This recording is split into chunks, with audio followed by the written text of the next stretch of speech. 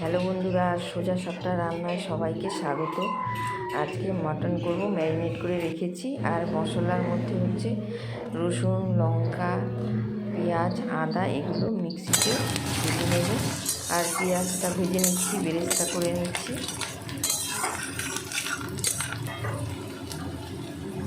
একটু লাল লাল হয়ে গেলে নামিয়ে নেব। হয়ে গেছে, আর আলুটাও ভাজা হয়ে গেছে, নামিয়ে নিলাম।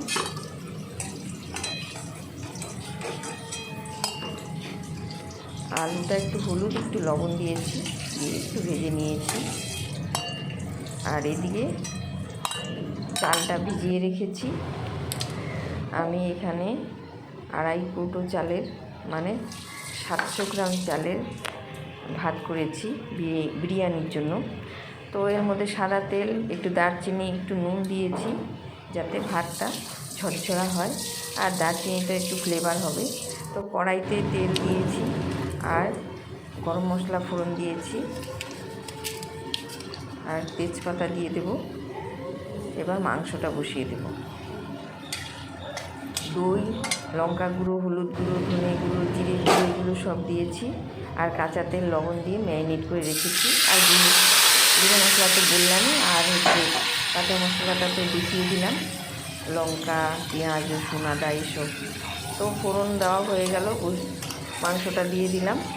এখন একটু নেড়ে চেড়ে আস্তে আস্তে কম আঁচে ঢেকে ঢেকে করবো। আর একটা টমেটো কেটে দিয়েছি টুকরো করে।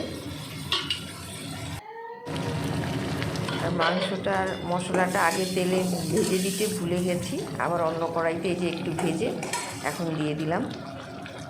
এটা পেস্ট করা মশলাটা এখন দিয়ে দিলাম। ভালো করে মিশিয়ে নেব মশলাটা।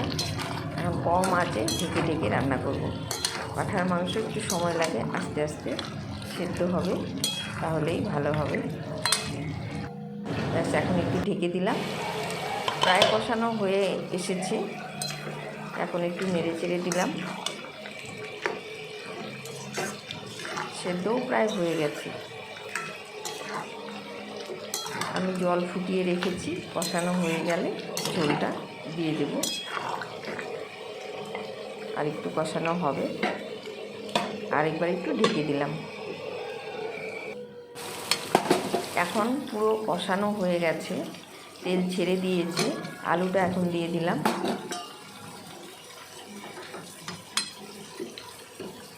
এখন দিয়ে দিলাম, আর আবারও একটু নেড়ে চেড়ে আলুটা সেদ্ধ হওয়ার জন্য একটু ঢেকে দেব।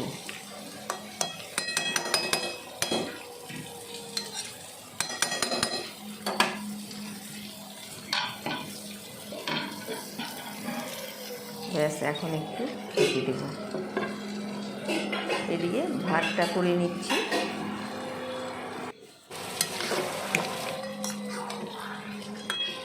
তেল ছেড়ে দিয়েছে, এখন জলটা দিয়ে দেব। ফুটানো জল ফুটিয়ে রেখেছি, এই যে এখন দিয়ে দিলাম।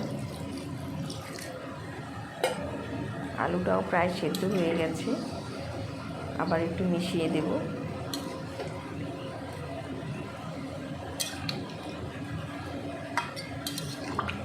এখন আর একটু ঢেকে দিয়ে গরম মশলা দিয়ে নামিয়ে নেব।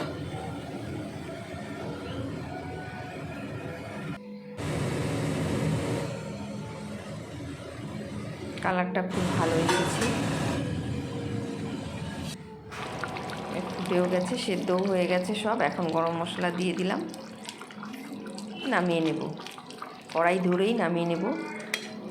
আর বিরিয়ানি করব তো সেই জন্য একটা বড় পাত্র নিয়েছি, এখন ওটা বসিয়ে দেব। মাংস একদম রেডি হয়ে গেছে, একদম রেডি। এখন এই একটা বড় পাত্র নিয়েছি, এর মধ্যে একটু ঘি দিয়ে দেব।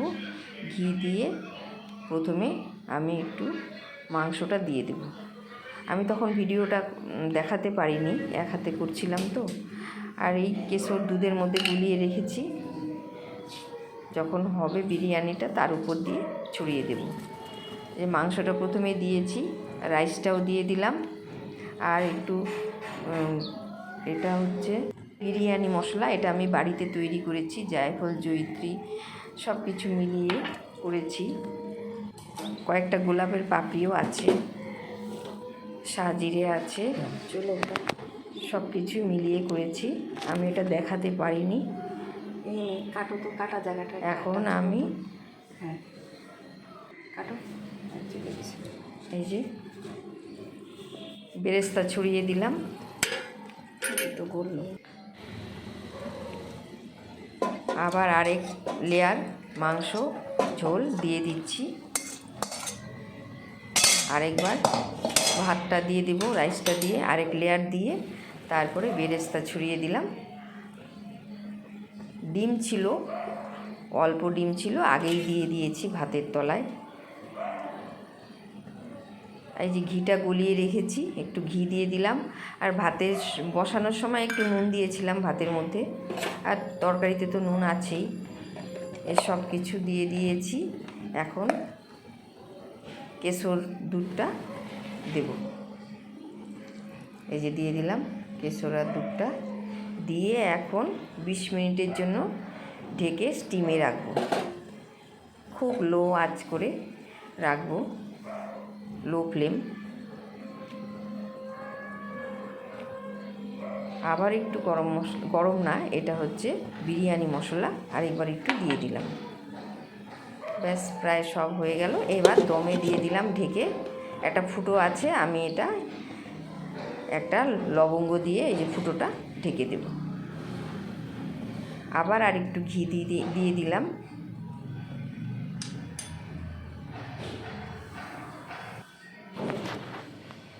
একদম রেডি হয়ে গেছে। দেখো গরম গরম ধোয়া উঠছে। ভিডিওটা